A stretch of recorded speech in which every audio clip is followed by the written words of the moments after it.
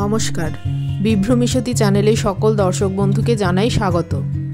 বৈষ্ণোদেবী দর্শন করে মায়ের কৃপায় সব বাধা অতিক্রম করে আজ আমরা কাটরা থেকে যাচ্ছি অমৃতসর। সকাল সকাল তৈরি হয়ে বেরিয়ে পড়েছি। বাই রোড আমরা যাচ্ছি।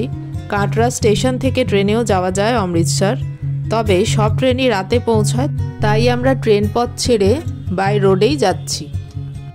কাটরা শহরের ঘুম এখনও ভাঙেনি। তাছাড়া 72 ঘন্টা বন্ধের কারণেও রাস্তাঘাট পুরো ফাঁকা। কিভাবে কাটরা পৌঁছলাম ও বৈষ্ণোদেবী দর্শনে আমাদের কি কি বাধা অতিক্রম করতে হয়েছিল সেই সংক্রান্ত ভিডিওগুলো যদি না দেখে থাকেন, ডেসক্রিপশানে লিংক দিয়ে দিলাম, দেখে নিতে পারেন। 72 ঘন্টা কাটরা বন্ধের প্রায় 24 ঘন্টা অতিক্রান্ত। যাত্রী নিবাসের রিসেপশনের এক কর্মচারীর সহায়তায় আমরা একটি গাড়ি বুক করতে সক্ষম হয়েছি। বিভিন্ন কারণে কাটরার যাত্রী নিবাসের রুম দেখাতে পারিনি আগের ভিডিওতে, গাড়িতে যেতে যেতে দেখে নিন। এই হলো রিসেপশন।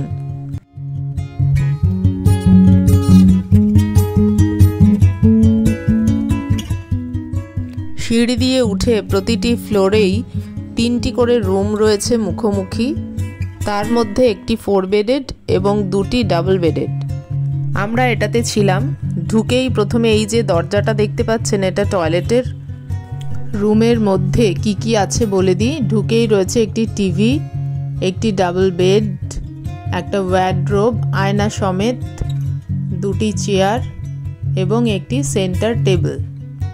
আর জানলার পর্দা সরালেই দেখতে পাবেন পাহাড়ের উপরে মাতা রানীর দরবার। বাথরুমের ছবি তোলা হয়নি। বাথরুমটি যথেষ্ট পরিষ্কার পরিচ্ছন্ন এবং আধুনিক সমস্ত সুবিধাযুক্ত। বেশ খানিক রাস্তা চলে এসেছি। আশেপাশের প্রকৃতি দেখতে বেশ ভালোই লাগছে, তবে আজ আকাশের মুখ ভার।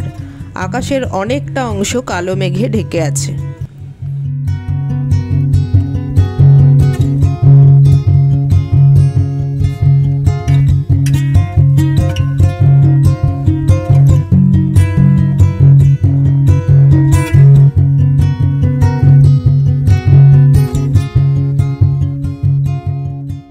কখনো কখনো সূর্যদেব কালো মেঘের ফাঁক দিয়ে উঁকি দেওয়ার চেষ্টা করছেন। এবারে যেতে যেতে রাস্তার পাশে দেখা পাওয়া গেল তাওয়াই নদীর।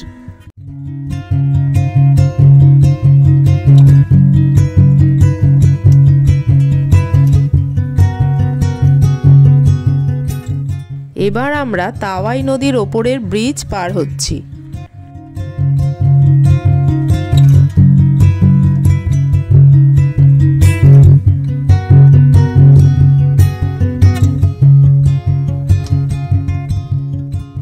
এভাবে পাহাড়, নদী, মেঘ, রৌদ্রের লুকোচুরি খেলা দেখতে দেখতে পৌঁছে গেলাম মানসার লেক। এটি জম্মু থেকে প্রায় 50 কিলোমিটার দূরে। এই লেকের কথা বলতে গেলে ফিরে যেতে হবে মহাভারতে। বলা হয় অর্জুন ও শেষনাগের কন্যা উলুপির পুত্র বব্রুবাহন এই অঞ্চল বেশ কিছুদিন শাসন করেছিলেন।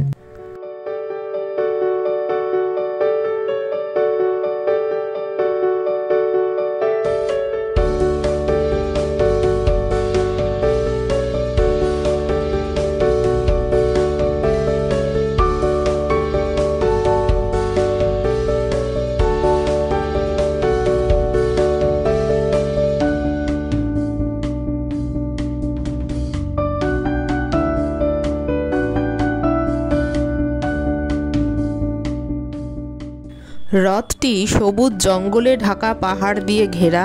হ্রদের সামনে আছে সুন্দর করে সাজানো একটি পার্ক। হ্রদে বোটিংয়েরও ব্যবস্থা আছে, আর আছে প্রচুর মাছ, কিন্তু শুধুমাত্র দেখার জন্য।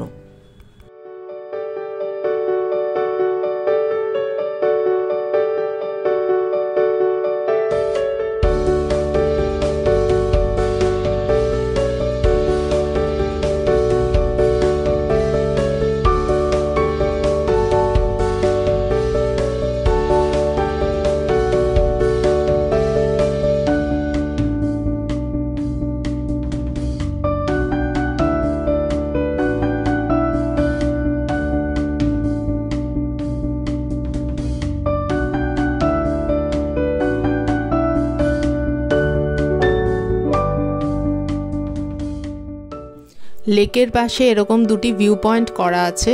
এখানে বন্ধুদের সাথে, আত্মীয় পরিজনদের সাথে বা প্রিয়জনের সাথে সময় কাটাতে বেশ ভালো লাগবে।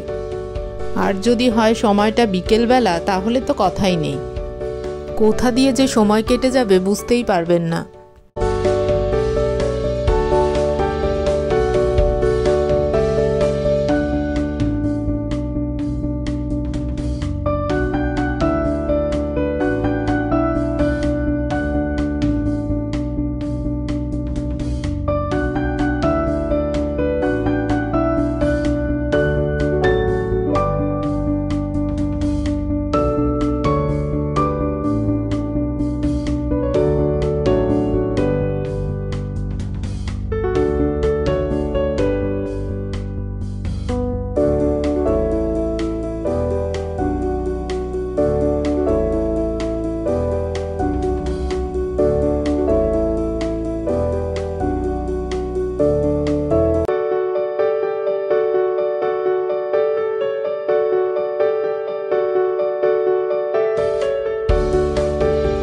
পার্কটি ভালোভাবে ঘুরে এবং বেশ কিছু ছবি তুলে আমরা চলে এসেছি ব্রেকফাস্ট করতে। আলুর পরোটা, রাজমা, সবজি ও আচার সহযোগে ব্রেকফাস্ট ভালোই হলো। আবার এগিয়ে চলা। আমাদের আশঙ্কাকে সত্যি করে 2-1 ফোঁটা বৃষ্টি পড়তেও শুরু করেছে। ক্রমশ এক পাহাড় থেকে অন্য পাহাড়ে ছুটে চলেছি। মেঘলা আকাশ, কখনো বৃষ্টির ফোঁটা পড়ছে তো কখনো আবার বিশ্রাম নিচ্ছে।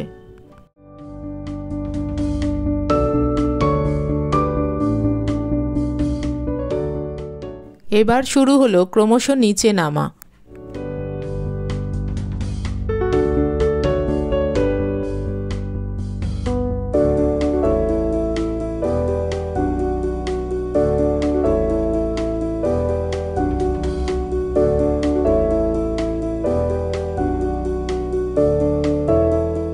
জম্মু রাজ্যের সীমানা অতিক্রম করে পাঞ্জাবের সীমানায় প্রবেশ করছি।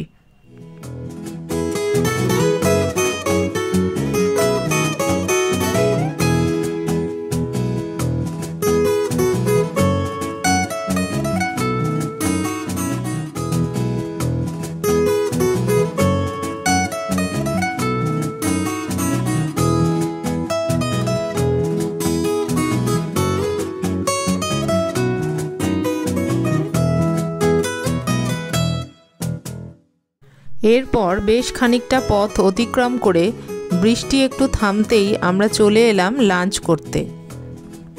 রাস্তার পাশেই অবস্থিত KS বৈষ্ণো ধাবা।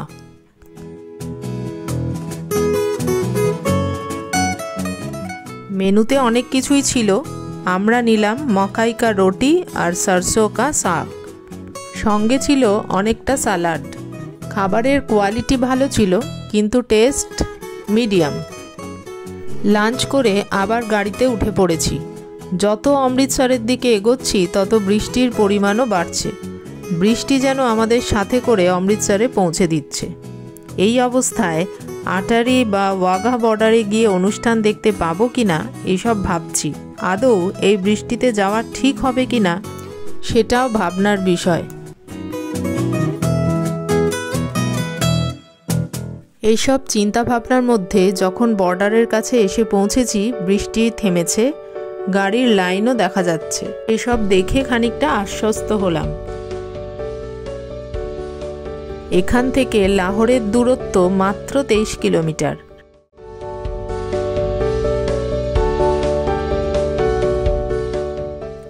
পার্কিংয়ে গাড়ি রেখে কয়েকটি চেকিং পেরিয়ে আমরা এগিয়ে চললাম ওয়াঘা বর্ডার অনুষ্ঠান বা বিটিং রিট্রিট সেরেমনি অনুষ্ঠান দেখার জন্য। যেহেতু এটি একটি বর্ডার এরিয়া, তাই এখানে যখন যাবেন বড় ব্যাগ, লেন্স যুক্ত ক্যামেরা ইত্যাদি নিয়ে ঢুকতে পারবেন না। অবশ্যই আইডি প্রুফ নেবেন, আর জলের বোতল, মোবাইল নিতে পারেন, টুপি বা ছাতা নিতে পারেন, আর পার্স নিতে পারেন। মোবাইলে ছবি তোলা যাবে, তবে নেটওয়ার্ক নাও পেতে পারেন। 1959 সাল থেকে ভারত এবং পাকিস্তান দুই দেশই প্রতিদিন এখানে পতাকা নামানোর অনুষ্ঠান করে থাকে। ভারতীয় BSF বা বর্ডার সিকিউরিটি ফোর্স এবং পাকিস্তান রেঞ্জার্স একটি ঐতিহ্য প্রদর্শন করে। আনুষ্ঠানিকভাবে গভীর সন্ধ্যায় সীমান্ত বন্ধ এবং দুই দেশের জাতীয় পতাকা নামানোর বিনোদনমূলক ও দেশাত্মবোধক অনুষ্ঠান এটি। ৪৫ মিনিট সময় ধরে এটি হয়। এই অনুষ্ঠান শুরু হয় গরমকালে বিকেল ৫টা ১৫ থেকে এবং শীতকালে বিকেল ৪টে ১৫ থেকে। এখানে স্টেডিয়ামের আকারে দর্শকদের বসার ব্যবস্থা আছে। আগে এলে আগে পাবেন, এর ভিত্তিতে এখানে কোনো টিকিট নেই। তাই চেষ্টা করবেন ৩টে থেকে ৩:৩০-এর মধ্যে চলে আসতে, তাহলে পছন্দ মতো জায়গায় বসতে পারবেন।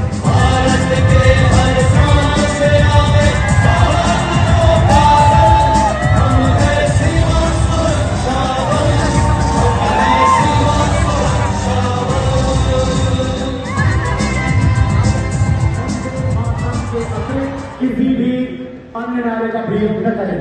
साथ ही जब तक रेस समाप्त न हो सभी दर्शक अपने अपने स्थान पर बैठे रहें।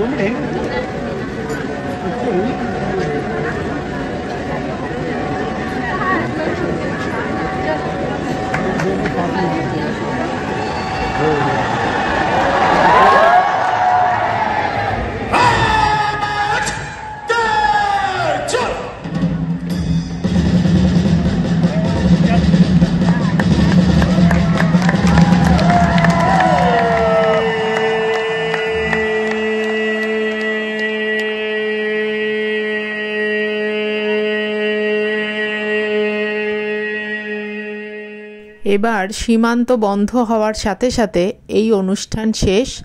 আজ আমার ভিডিও এখানেই শেষ করছি। পরবর্তী পর্ব নিয়ে আসব খুব শিগগির। সবাই ভালো থাকুন, সুস্থ থাকুন।